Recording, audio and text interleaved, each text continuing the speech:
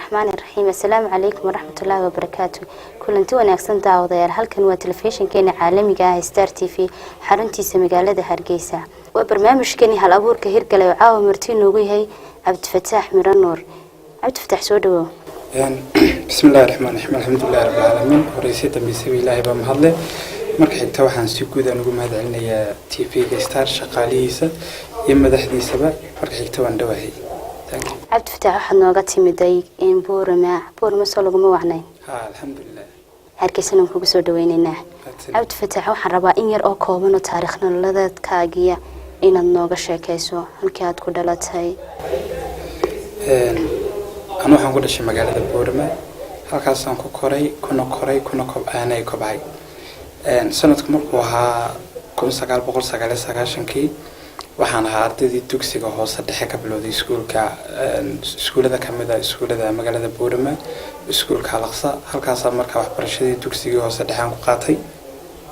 waxbarashadii dugsiga sare waxaan ka bilaabay iskuulka Aadan Saaq halkaas markaan ku dhameystay 4 sano ee foonka ilaa foonka fasalka sagaalaad ilaa fasalka 12aad waxbarashadii heer jaamacadeedna waxaan ardaydii jaamacadda amid ku qaadatay ee sanadkii dhawaad ka baxday kulliyadda Political Science and Public Administration. Cabdifataax waxaad tahay qoraalnimada ma hidaad u leedahay mise waa haybad adiga Ilaahay ku siiyay markaan leenahay ma hidaad u leedahay mise waa hal abuurnimo adigu aad leedahay way kala duwan too laba kala tahay hibadu markaa waxay noqonaysaa mid adigu aad soo dhaxashay hal abuurnimaduna waxay noqonaysaa ama hibada adigu aad u yeelanaysaa markaa wax badan aad akhrido wax badan aad isweydiiso wax badan aad falanqayso wax badan aad doonayso inaad bulshada la wadaagto marka tayada waxay ahayd mid anigu aan hibaanan u lahayn laakiin mid anigu aan haybadaan u lahaa ay ahayd sax waxaad qortay laba buug oo halkan ku hayno labadaada buug ma jira mid adiga ku saameynaya noloshaada ka hadlaya mise wax guud oo aragtay baad ka qortay horta waxaan jeclaa marka waxaan akhrinay akhriskaygu badnaa mar walba waxaan akhrinay waxaan jeclaan jiray inaan helo buugaag intay nolosheeda ay soo dhaafaan qalbigayga qulubteeda la hadlaya oo igu la Cabdifataax adigu halkaas aad u socotaa halkaana waa taagan tahay way tusaale ahaan qofku meel buu taagan yahay meelna wuxuu doonayaa inuu gaaro farqi weyn baa u dhaxeeya marka mar walba waxaan jeclaan jiray waxaan akhrinayo inaan helo buugaag inta badan isku soo dhaweysa halkaan taaganahay iyo halkaan doonaya inaan gaaro farqiga buugaag isku soo dhaweysa aan jeclaan jiray inta badanna waan heli jiray buugaag noocaasina laakiin uma heli jirin sidaan doonayay inaan helo kadib markaa waxaan isku qanciyay in anigu aan noqon karayo qof buugaagtiisu isku soo dhaweeyaan qof halku taagan yahay iyo halku doonayay inuu gaaro taasi markaan arkay ayaa markaa buugaagteeda qalinkooga ku dhaqaaqay si aad noloshaada iskugu xidhanto kuna toosiyaan buugaagtaadu buugaagan xogagaal magaciisu waa magac weyn muxuu xogagaal ka yahay maxaad u dooratay magaca xogagaal markii uu leenahay buug waa xogagaal waa laba erayo isku sidka waa xog iyo ogaal ay kala yihiin xog waxa la mar walba waa macluumaad muhiim ah ogaalna waxay tahay waa qof xog ay ka dhiganta marka ereyga dambe ogaal imka tusaale ahaan arin baa ka dhacay meel adigu aad joogto waxa la oranayaa arinka hibla ayaa xogogaal u ahayd oo iga warantay ayaa la oranayaa marka tusaale ahaan buugayga ereyga waxaan u qaatay xogogaal wuxuu kaaga waramayaa marxaladooyin badan oo jira isaga xogogaal wuxuu kaaga waramayaa dhinacii togneed ee nolosha uu kulay dhinacaas waa dhinac togan waxa kale oo kaaga waramayaa dhinacyada taban ee nolosha uu kaaga waramayo uu kulay dhinacaasna waa dhinac taban marka xogogaalnimadu uu noqday guusha nolosha hoggaankeygana wuxuu kulay halkaas way wanaagsan tahay halkaasna xun tahay marka sababta awgeed ayuu buug xogogaal noqday buugaagan xogagaal waan akhriyay waxa ku qoran sheekooyin fara badan sheekooyinka qaar baan soo qaatay si aan dadweynaha ula wadaagno muxuu ahaa riyada maanta waxa jira riyooyin badan oo lagu riyoodo laakiin riyada maanta maxay ahayd markaan leenahay riyada buuga waa sheekooyinka buuga ku qoran marka waxa jirta marka sheekadaasi aad bay u sii dheertahay sheekada waa saddex noo saaxiiba saddexdan saaxiibka xaafid iyo xaakim iyo xaaris baa la yiraahdaa saddexdan qof waxay u kala nool yihiin bulshada oo kala nooshahay xaafid waxa uu qof bulshadiisa ka tilmaaman fikir ahaan akhlaaq ahaan iyo dadaal ahaanba xaaris ninka xaakim ninka la yiraahdo isaguna waa nin lagu micnayn karo ninka bulshadiisa ku dhex jira aan bulshada ka duwanayn dadaal ahaan kama duwana halkii xumaantiina kama duwan laakiin waa qof lagu micnayn karo qofka bulshadiisa ku dhex jira xaaris isaguna qof nolosha ka dhacay saddexdan waa saaxiib laakiin hal mid oo kaliya tayaamisay waxay aaminsan noloshu inay tahay halkan dheer oo xiriirsan aqoontuna ay tahay adduunyaduna ay tahay meel khariban oo ku noolaan karo in qofkii dadaala oo dadaal la yimaada saddexduba fikirka way ka wadaagayaan saddexduba fikirkaas way aaminsan yihiin laakiin nolosha way ku kala duwan yihiin nolosha ayay ku kala duwan yihiin markaas dadkeena u nool yihiin bay saddexduba u nool yihiin duruufo badan baa ku hor iman doona way kala guuleysan doonaan markaas sheekada halka ugu dambaysa xaafidi xaakim baa isku hara labadoodu laba qof oo shaqalaasay haayeen xaakim isagu bulshadan uu ku nool yahay maadaama uu la sima yahay laakiin wuxuu kaga duwanaa aabihii wuxuu ahaa odayaasha dhaqankii cuqaasha ayuu ahaa awowgiina waxyaabo badan oo ka dhaxlay oo maal ayaa jiray marka mar walba wuxuu la tashan jiray saaxiibkii xaafid oo la tashan jiray xaakim wuxuu lahaa aqal qurux badan oo isagoo gooniya bustaan wanaagsan buu lahaa nolol fiican buu isagu markaa ku jiray saaxiibkii uu la tashaday saaxiibkii markuu la tashado saaxiibkii wuxuu kula taliyay haddii aad haysan lahayd iyadoo dahab oo intaa leeg adduunyada maanta korkeeda aynu ku noolnahay waad iibsan lahayd ninkii wuxuu ku dhaqaaqay ereygii baa mar walba si toos ugu soo dhici jiray markaasuu ku oran jiray waa yahay haddaan doonayna dahabkaan helo maxaa jaanis oo banaan laakiin saalkiin ka helaya markaasuu ku yidhi aqalkan aad ku nooshay haddaad iibiso bustaankan aad iibiso wadamada afrika oo dhan haddaad u baxdo waxaa laga yaaba inaad soo hesho ninkii wuxuu baxay wadamadii afrika oo dhan bustaankiisii gurigiisii markuu iibiyey afrika baxay afrika markuu baxay ayaa wuxuu maray afrika dal ee afrika ay ka kooban tahay afrika dal buu ka waayay markii ugu dambeysay ayaa loogu tilmaamay Portugiiska markuu tagay ayaa waxa ku dhacay financial crisis baa ku dhacay dhaqaalahaan uu baabay maskax ahaan uu daalay kadib wuxuu isku tuuray webi ku yaala Portugiiska ayuu isku tuuray waanu dhintay marka waxay u raadinayna wuxuu ahaa diamond iyo dahabkii saaxiibkuu tilmaamay ninkii gurigiisii markuu iibiyay ayaa ninkay saaxiibka hayeen baa maalin wuxuu soo agmaray gurigiisii isagoo halka maraya ayaa wuxuu arkay dhagax yar aad u qurux badan oo meesha yaala markaasuu yiri masaaxiibkay xaafid baa yimid waa kan dhagaxii dahabkii aan ku heshiinay inuu soo helay markaas ninkii guriga uu ka iibiyay ayaa yiri ma xaafid muxuu soo doonayaa guriga anigu iga iibiyay markaasuu ku yiri waxaan meesha ku yaala waa diamond oo waxaan saaxiibkaan tilmaamay kadib markaa wax la isku raacay bustaankii markii hore ninkuu iibiyay ee diamond laga soo helay waxa la ogaaday bustaankan oo dhan inuu diamond buu ka kooban yahay oo bustaankiisu iibiyay isagoo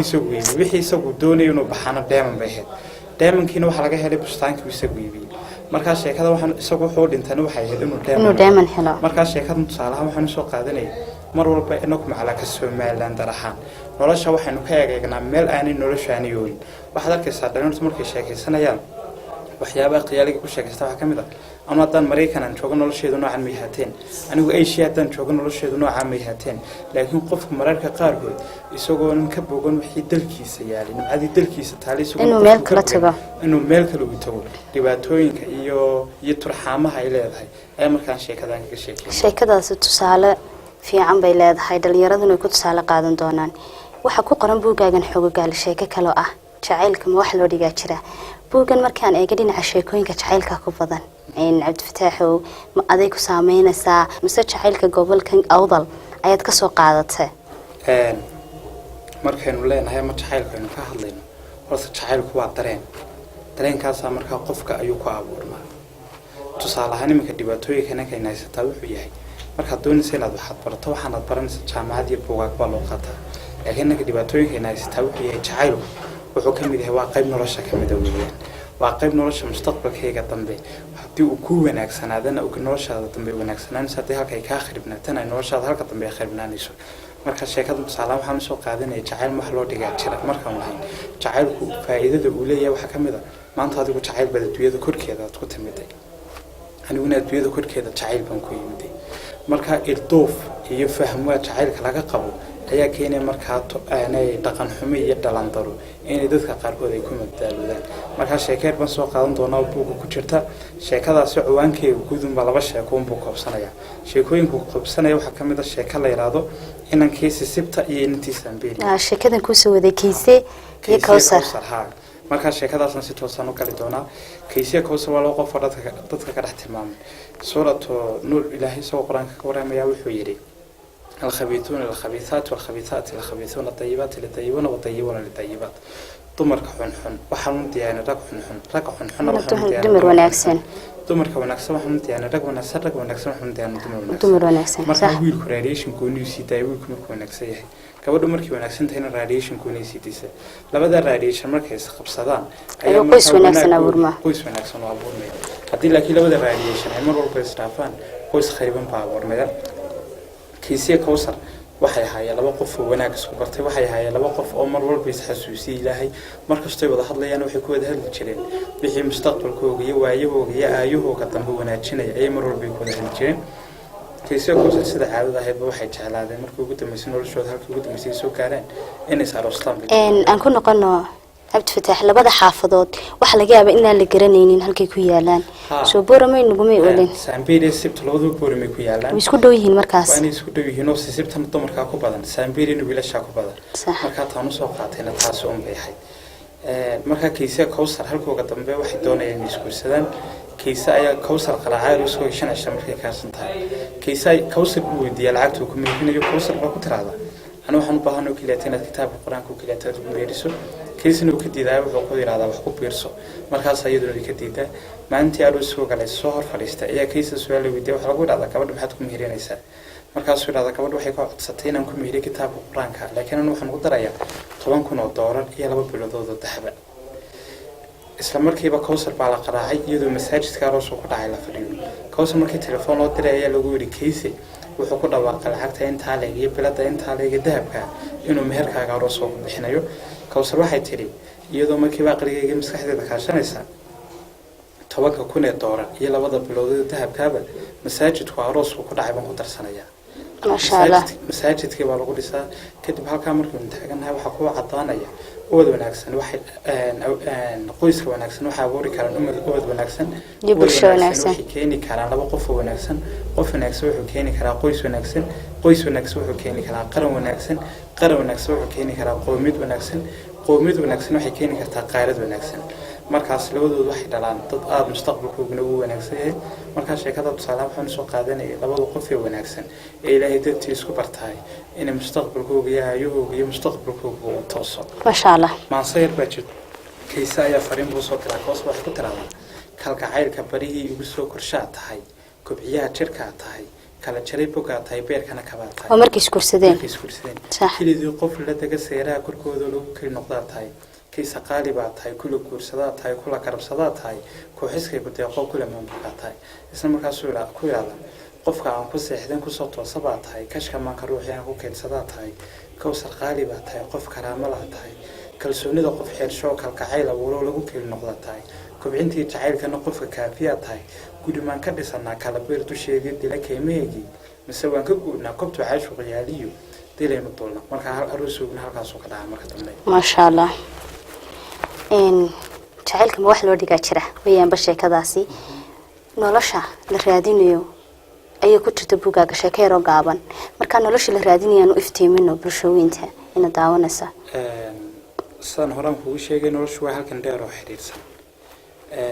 aqoonta iyo waxbarashada inuu haysanayna waa hub aynu ku dhaafino noloshaada adduunyaduna waa meel aad u khariban tusaale ahaan markaan ka sheekayno nolosha aynu doonayno waxaad arkaysaa mararka qaarkood meesha aynu wax ka raadinayno ma aha inay meel kale ay wax yaalaan Dr. Ibrahim Fiqi ninka la yiraahdo masaariga ah ayaa wuxuu yiri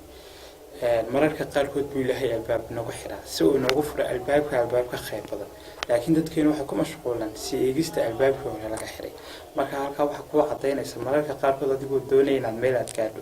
ama adigoo doonayay inaad shay aad ka mara dhaliso ayaa shaygaas inuu noqonayn shay Ilaahay kugu talagalay waa in noloshan aynu ku noolnahay 90% Ilaahay baa maamula 10 soo haray umaynu ku maareynaa marka maqaalkan soo wuxuu koobsanayaa noloshana kuma maamulna ee waynu maareynaa marka noloshan aynu raadinayna nooca weyn soo kale noloshan aynu raadinayna hal mid oo ku soo xiriir lahaa mawduuca soo yahay nolosha marka laga hadlayo nolosha adigoo haysta nolosha marka doonaysid inaad guulaad ka gaadho nolosha adigoo haysta 20 fure 20 furan oo ku jiro furihii furi lahaa hal qof loo kaliyaad laakiin aanad garanin 20 fure furihii ku dhex jiray marka nolosha waxay ku leedahay ku celceli marka ugu dambeysay wad gaaraysaa dadkeena dhibaatooyinka iska haysta waxay markii doonayeen nolosha ay ku guuleystaan guuldarooyinkii dibadda soo waajahaya qofku marka uu 18 jeer marka qofku uu 2 jeer ama 3 jeer uu hawsha ku guuldareysto oo qofka uu shaqo iska daab waranaya nolosha marka nolosha uu raadinteedii saameynteedii halkaas uu kaga haraya marka qof maqaalkan wuxuu cadeynayaa nolosha inay tahay adigu haysta 20 fure inuu ku leeyahay repeat your dream how to become your action diyadaada ku celcelisay noqota action kaaga repeat your action how to become your character riyadaada ku celceli si ay noqoto karakterka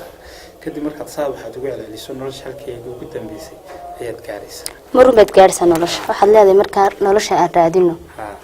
inagoo samrayna qormo yaroo kaloo gaabana waxaa ku jirtay qofna jacaylka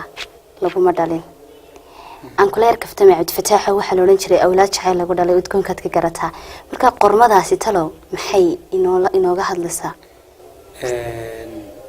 markaynu leenahay awlaad jacayl oo kale aynu ka hadlayno sheekooyinka ugu badan horta buugu waa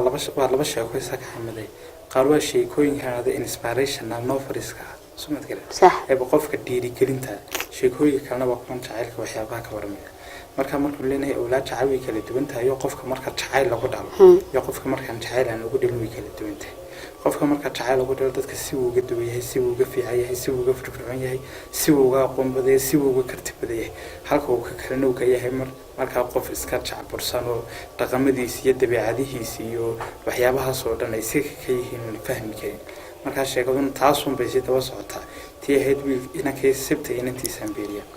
صح عبد فتاح waxaa jira buugaagta marka la qorayo iyo marka suugaan la ururinayo way kala duwan tahay buuga qoristiisu xoog bay u dhib badan tahay xagga dhaqaale tahay haday maskax tahay mas'uulin kartaa ayaa ka caawiyad maanta caaw soo koobi kartaa garabkaasi wata buuga markaan ka hadlayno in wax la qoro oo kale dhibaatooyin badan way ka hor imanayaan iyo afeef badan taasina waxa eriba wax biraada shay kastaba intuu happiness-kiisu leeyahay pressure-kiisu leeyahay shay kastaba cadaadiskiisu intuu leeyahay ayaa farxadiisa iyo wanaagiisa dambu leeyahay shay kastaba marka inta farxadiisa hore ay leegtahay waa cadaadiskiisa dambana uu leeyahay marka doonaysa inaad waxaad qorto duruufo badan baa ka hor imanaya duruufaha ka hor imanaya wuxuu yahay adigoo buug iyo qalinkii qaatay soo dhamaystiray qoraalkaaga eedan aad u baahan tahay waxyaabo badan oo kaabaya waxaad u baahan tahay buugaaga marka dhamaystirto qof tafaftir ayaad u baahan tahay buugaaga marka la soo tafaftirku waa shayga ugu adag weeyaan inta adiga lagu yeelaa la qoranaya qoraalkii aad qortay halkan maxaad uga jeeday halka waad khaladay halkan ma halkay ka wanaagsaneyn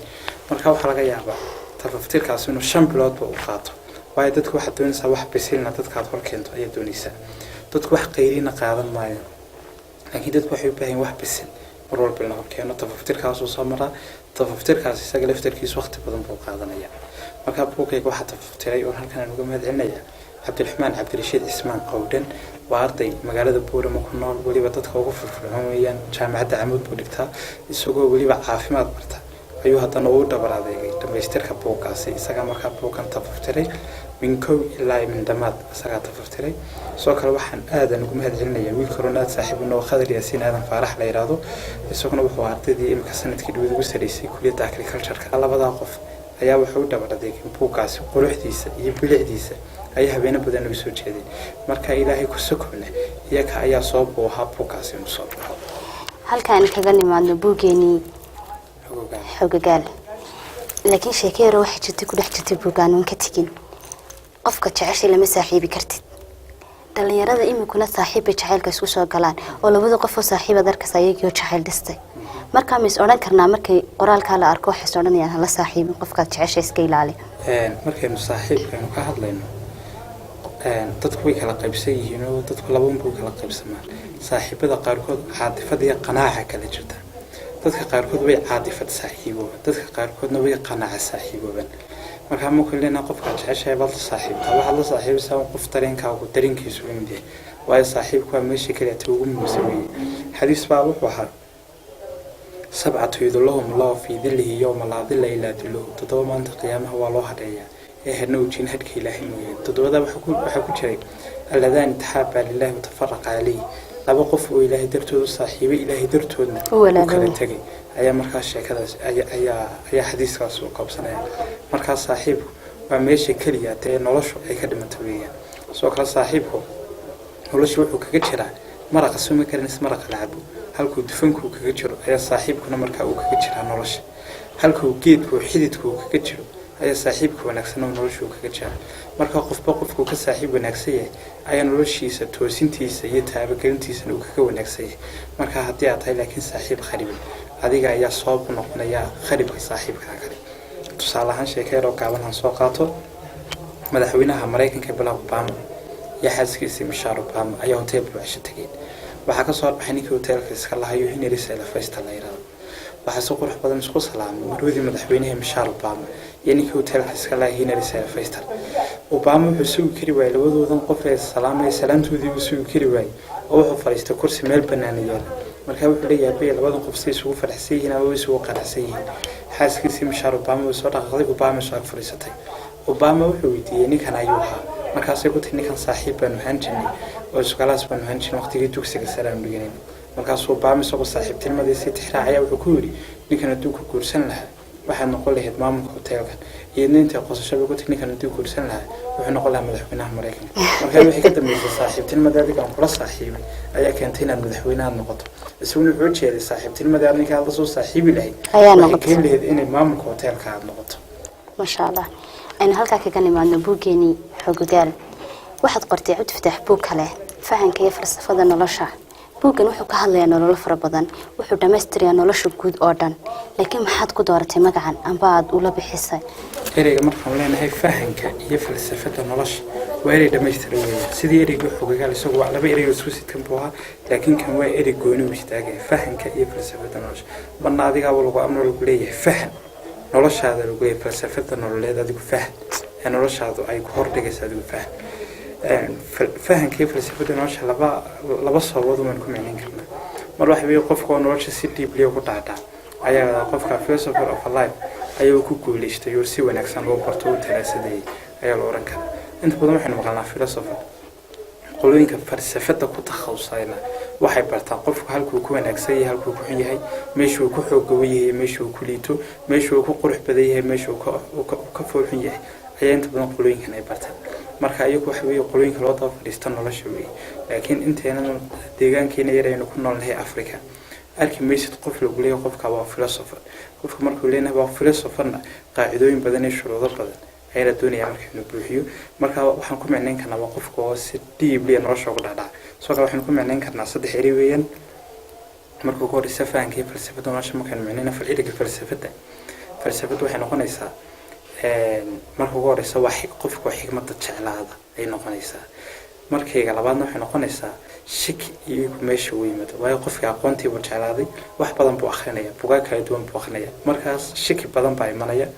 ugu dambeyn halkii ugu dambeysana wuxuu noqonayaa xalkii inaad keento ayuu noqonayaa markuu ugu horeysa aqoon badan baad daraasadaysaa aqoontii badneed baad heshay kadib haddana shaki waxyaabo badan baad uga weydiisay markii ugu dambeysana xalkii baad keentay marka nolosha xalkeegii ayaa uu markaa buuggan u keenaya tusaale ahaan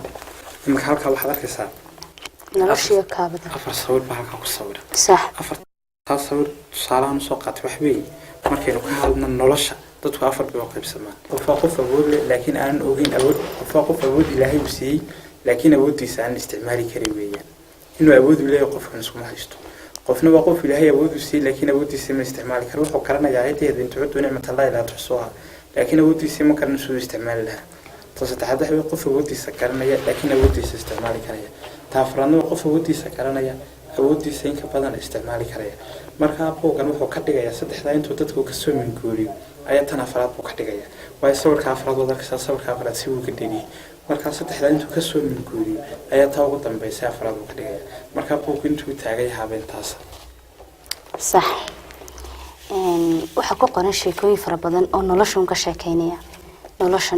uun ka sheekeynaya kaabadaha nolosha aad ku soo qortay waxaan ka soo qaatay laba sheeko oo kaliya fahanka iyo waxaan ka soo qaatay laba sheeko oo kaliya fahanka iyo dawada iyo jabka sheekada yar baan doonayna la wadaagna daawadayaasheena seen horan soo sheegnay buug xogogaal isaga markaad akhrineysay meesha doonta isaga ka bilaabaysa oo meesha istiraado mawduuca ka bilowda mawduuc noloshaadii dhisay weey laakiin buugga fahankii falsafada nolosha isagu waa silsiladaadu xiriirsan weey hatabada koobaad hadaad ka soo boodo way adkaanaysaa page-ka dambe hadaad tiraado page-ka labaad marka saddexaad akhri way kuga adkaanaysaa marka inaad fahanto marka hatabada koobaad tusaale ahaan taadi weydiisani waa soo tixraacaya ayaan dhowr qodob oo kaliya tan ka soo qaadanaya markii uu leenahay niyad jabka maxaa keena qofku inuu kalsooni u noloshiisa ka waayo niyad jabka keena marka kalsoonidii iyo niyad jabkii labaduba isla socdaan marka kalsoonidan laba qodob oo kaliya tan soo qaadan doona asxaabi kamid asxaabtii waqtigii rasuulku sallallahu alayhi wasallam ayaa wax dhacday ciidan buu hogaaminay ciidankan isagoo hogaaminaya waxa ka soo baxday beer aad u weyn baa ka soo baxday beertii intuu faraskiisu hor dhigtay ayaa lagu qolooyinkii beerta ilaalinaya waashimaanadii ayaa waxay ku yidhahdeen beertaa haddii aad gasho iska dhaaf noloshiina cidiyihiina la waayi doonaa sida xayawaanadaas ay noo cunayaan kadib markaa faraskii buu ka dhaadhacay faraskii markuu ka dhaadhacay ayaa beertii u amray markaasuu ku yidhi beeray haddii xayawaanada kugu jiraay hal minidoo keliya ta ay kaaga bixi waayaan waxa kugu dhacaan kuman gaarsiin amar buu beertii u siiyey waxaa la arkayay maroodigii oo sii baxaya umasigii ag socdo libaaxii ag socda la arkayay minidkii uu qabtay markaa ay kaga wada baxeen marka taas waxay ku cadaynaysaa qofka haddii uu noloshiisa uu dhiso kalsoonida noloshiisuna inay dhismayso waxaad kala ogeed Umar bin Khattab ilaahay raaliya ka ahaadee waqtigii fariinta loo soo diray amiirul muuminiinka ayaa waxa lagu yiri Masar ayaa mar walba ceelka yari biyaha ay ka cabayaan ay ka qodanayaan mar walba uu xidmo uu istaago waxa lagu ridi jiray gabadha ugu quruxda badan la Masar ayaa lagu ridi jiray markaas wabiga ma ceelka halka ku yaalay biyo qurux badan oo macaan oo fiican soo tufi jiray mar walba biyo wanaagsan buu soo tufi jiray iyaga aaminsana marka lagu xirido fikirkaas aaminsanaayeen waraaqad baa markaa isaga loo qoray waraaqadii loo qoraa waxay ahayd Umarow maadaama tahay amiirul muuminiinka maadaama tahay waxaan u baahanahay inaad daaba dhaqaalaha nagu soo kordhiso oo contribution ahaan aad nagala qayb qaadato iyo waxaan jecelnahay bay ku yiraahdeen inaad duceeyo waxaad ka qabato ceelka noocaasi ee dhibaatooyinka noocaasi wata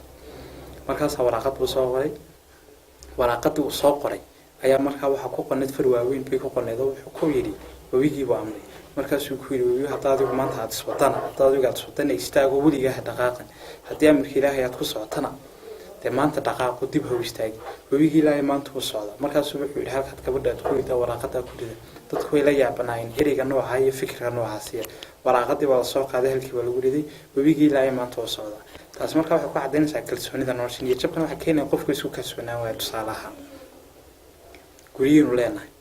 imika tusaalahaan ka soo qaad gurigiina riba soo kaleys wabiga markuu amrayo wabigu dhagama laha laakiin ridu dhagay leedahay riba soo kaleysa gurigiina soo kaleysa haroorkii bay cunaysa ci bad qoranaysa adigoo ci kule ayaanay ka baxayno hadana haroorkii cunaysa marka taas waxay keenaysaa kalsooni la'aan adigana ay ka qabto adiguna aad ka qabto inaad erigaagu ama dhawaaqaagu meel u gaarin marka taas waxay ku cadeynaysaa qofku markuu isku kalsoonaan waayo unbu niyad jabkiina way manaya marka kalsooni darada keenaysa niyad jabka qormo yaro kale buuga ku qoran fahanka iyo guusha nolosha sidee baynu u gaar karnaa guusha nolosha markaynu ka hadlayno guusha horta yaa guusha gaaray isweydiin mudan wax guusha gaaro qof noloshiisa u hamuuma qof noloshiisa u daalo qof noloshiisa u taba qof noloshiisa ildoof iyo waxyaabahaas oo dhan iska dareemo unba guusha nolosha gaara markaynu ka hadlayno guushuna waa tallaabooyin yaryar oo la isu geeyay oo la qaado weeyaan imika tusaalaha markaynu ka hadlayno guusha oo kale waxaan dib aynu ku noqonaynaa dadyo guuleystay waxyaabahay ka sameeyeen imika ninka la yiraahdo Tom Edison oo kale wuxuu ahaa ninkii leerkii ibdaacay buu ahaa waa sheekada laftarkii boogay ku jirta marka waxay ka hadlaysaa qaybtii isbedelka nolosha markuu isbedelku u yimaado unbi guushuna ay manaysaa tusaalaha gorgorka weyn naqaana ilaa gorgorka weyn naqaana gorgorku wuxuu noolaadaa 7 sano wuxuu noolaadaa laakiin 5 iyo 30 jir marka uu yahay laba mid uu doortaa inuu afkiisu aad u dheeraado cidiisuna way laalama 5 iyo 30 markuu gaaro laba mid uu doortaa inuu buurta ugu sareysan intuu baxo afkiisa uu dhagax ku qaraaco afkiisu uu jabo cidihiisana uu qaraaco si cidiisuna u jabaan uguna soo baxaan cidiyo cusub oo qurux badan afkiisana uu qaraacayo afkiisa dheer markuu jabo ayaa af cusub oo soo baxa kadib markaa wuxuu sii noolaadaa 5 iyo 30 sano oo kale laakiin haddii uu mari waayo tarxaanta iyo dhibaatada hadduu mari waayo 5 iyo 30 jir isagoo ah ayuu dhintaa markaa markaynu ka hadlayno furihii guusha markaynu soo koobsanayno guusha markaa waxay u baahan tahay inaad dhibaatooyin badan iyo turxaamooyin badan aad martaa loo baahay markaa korkorku saa aan tusaalahan uga soo qaadanay uu qofkuna noloshiisa tusaalahan uga soo qaadanay tusaale laba nin baa wuxuu lahaa beer weyn buu lahaa taas markaa waa qofkii dadaala laakiin adigoo dantii guud u dadaalan tusaale baan soo qaadanayna nin baa wuxuu lahaa beer aad u weyn oo qurux badan buu lahaa farasna uu lahaa markaa wixii beertiisa maalintii uu ka soo munaafacsaday uu ka soo go'a ayaa faraskiisa u soo saaran jiray si ay xaafadiisu ay munaafacsato kadib maalmaha ka mid ah isagoo faraskiisii soo saartay raashinkii uu beertiisa ka soo koosto wada socda ayaa markaa bali weyn baa ka soo baxay baliga muwaarkeen faraskii baa ku dhaxdhacay faraskii markuu ku dhaxdhacay ayaa qayladhaan buu dirsaday markaasuu yidhi hala yacaawiyo waa la soo wada cimado waxaa la isku dayay ninkan sidii loo caawin lahaa ee faraskiisa meesha looga soo saari lahaa waxaa dhacday faraskii waa la tacaalay faraskii markuu soo bixi waayey ayaa su-aal baa la weydiiyey waxaa lagu yidhi ceelkan waanu iska daynaa oo dadka wadada wadooyinkaa maraya iyaga laftarkooguna inay dee dhibaatadaas adigana ay kula wadaagaan mise ceelkan waynu aasnaa si dhibaatada adiga ay kuuga ekaato ninkii wuxuu yidhi waxaan doonayaa maye dhibaatadu in anaga igu ekaatee majarafadee noo soo qaaday ceelkaynu aasnay majarafadaa lasoo qaatay